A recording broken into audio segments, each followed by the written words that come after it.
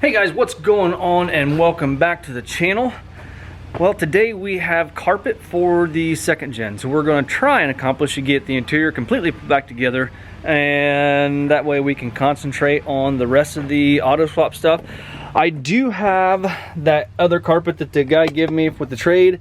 I laid that in there just to test everything because I don't have my old carpet. Make sure all the holes line up good as far as using this one for a pattern to cut all that stuff, and then also for the four-wheel drive. So what I'm going to do back there too, I'm going to take this one, I'm going to lay it on top of the new one, which I haven't even unboxed yet, and we're going to use it as a pattern to cut all of our holes for the seat bracket. So we're going to get this unboxed, see how it looks. This is actually the second carpet that I've purchased from this company.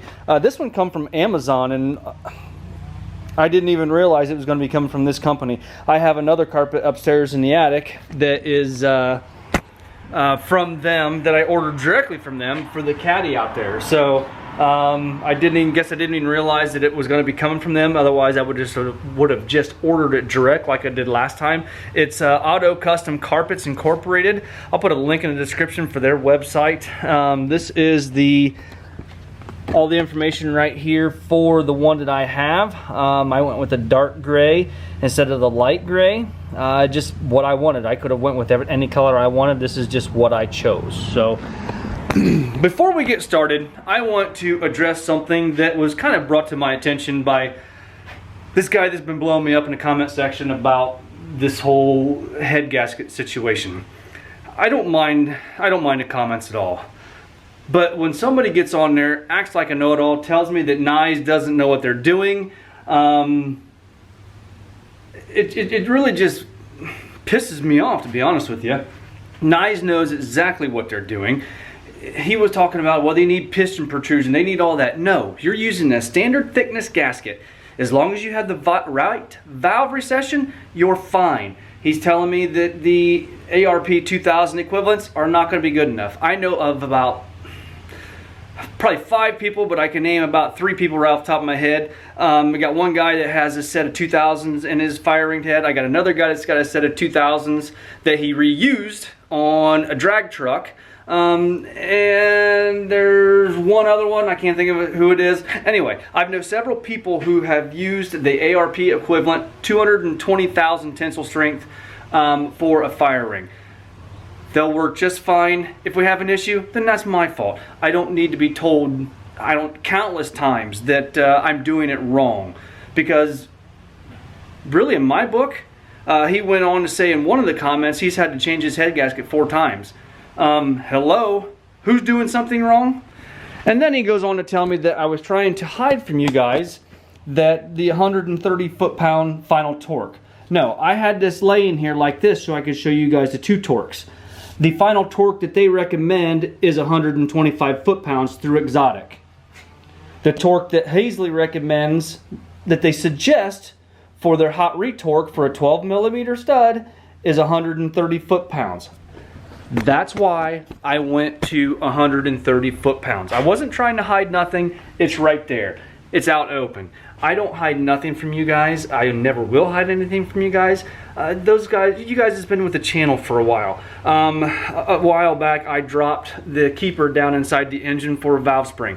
I put that right in the video. I could care less. I don't hide nothing. Now, I will tell you, the gentleman who is using instead of 2000s, he torqued his 2000s to 150 foot-pounds. That's 20 foot-pounds over factory recommended torque spec. It's just what he did. He wanted to have a good crush on the rings. When I do my hot retorque, I may do the same thing. I don't know. So get off my ass. Pretty much how I feel. So okay, I'm done with my rant. All right, let's get this carpet opened up and see what's inside the box.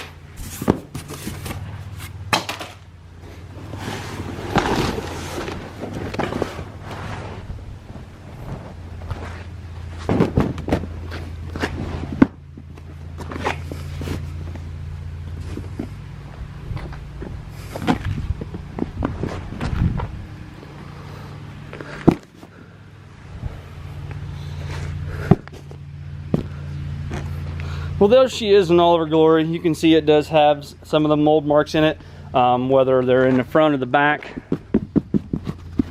They're all in there. You just want to go through. I am going to let this sit out for just a little bit before we do anything, just so it can get rid of its memory from being folded up and inside the box. You can see they have it cut just a little bit up and around the firewall there. It does need to be cut for the 4-wheel drive hole. They do not do that because if you have a 2-wheel drive, then you'll have a big gaping hole right there. So it does need trimmed all along the edges. I will not do that until I get it in the truck. The only thing I'm going to use that for a pattern for is to cut the 4-wheel drive hole and to cut for the seat mounts. All right, well, I got that laying there, finding its form again, kind of got everything popped into place. I want to go through and show you. Now, this is not going to be like a factory carpet. You can look and see right here, this is just basically just the back of the carpet right here. And if you look at the back of a factory carpet, it's got the nice rubber backing on it. I have never been able to find, unless you order it directly from like your Dodge dealer, the rubber backed carpet. Everything you find aftermarket is going to be just like this.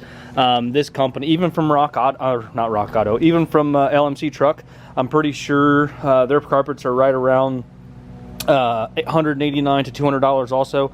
So they are going to be made the exact same way. It does have the jute on the back of it, and other than that, it's going to be pretty much just like this right here, just like that right there if you order it from LMC. So while we're waiting on that to acclimate just a little bit to pop back into place, I do want to lay that other one on top of it and get the holes transferred. That way we have the seat brackets, or I mean, we can lay it down in there, but it's just as easy to do it like this. All right, what I've done is I've pulled all the backing off of this factory carpet, and then I have it laying in place all the way around where it needs to be. So now I'm just going to take I've changed my mind just a little bit. I took a Sharpie and I'm just going to draw all the circles on that carpet, and then I'll start trimming from there. I'm not going to cut anything out until I actually get it in the truck and see where I want it to be. That way, if I'm off just a little bit, there isn't even going to be Sharpies showing, because that's going to be underneath the seat and all those places. That's going to be back there.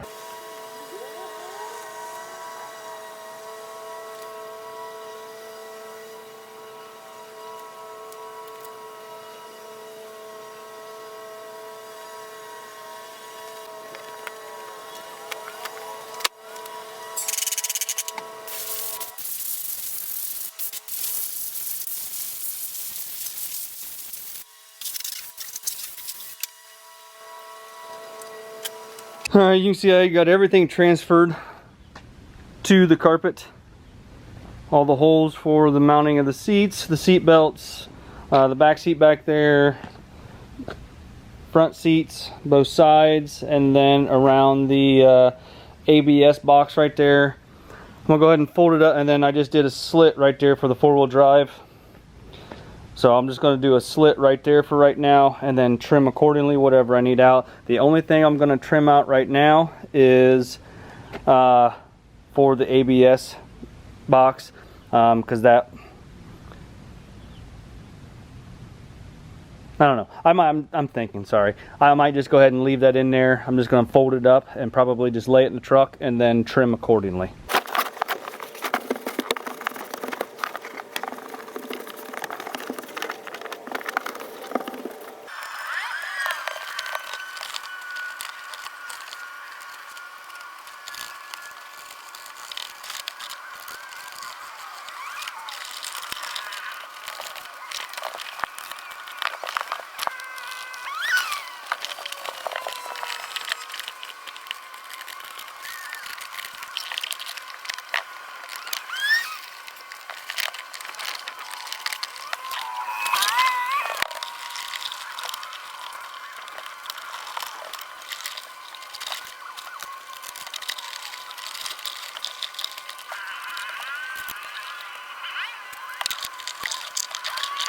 Alright, the camera was starting to get pretty hot sitting up there on the dash, and you really couldn't see what I was doing up front, so I want to take opportunity here just a minute and catch you guys up where I'm at.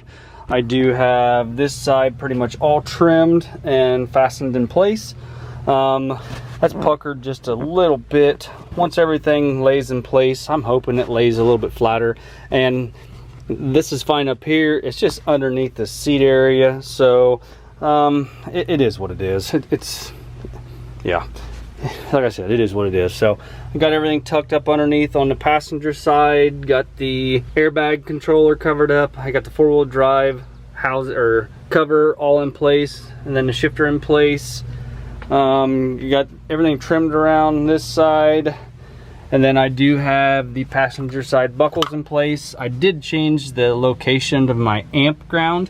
It was over here. I just put it right there underneath the nut of the seat belts. That should be perfectly fine. I'll do the same thing on that side. So next I want to go ahead and trim off that side over there and do the same thing I've done this side, and then we'll start putting the seats in it.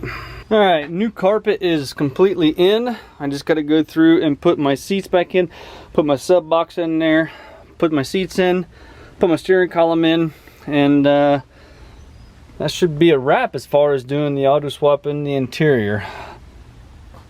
Didn't turn out just too bad. Just a little bit of pucker here and there. I think after time it will lay down. When I put the seat in right here, it will lay down. And that's what it looks like with the interior complete. So you would never know without looking underneath or without watching the videos, or if you would look at the steering column, that this was a factory 6-speed truck. So pretty happy with the way everything turned out. Carpet looks really good after I got everything in place. Everything's kind of tight, not too bad. Everything lined up really well. I don't know if I'm going to keep those floor mats. For right now, they're going to protect the carpet and do just a fine job. So, finally got all the interior pieces out of the garage. Now we can get the table set up, and Monday maybe start tearing down one of those transmissions. So, gonna tear down the Woodruff and use that one like I had said before. So other than that, hit that like button, give me a thumbs up. I'm tired, I'm going in the house, and subscribe if you have not already done so, and we'll talk to you guys later on.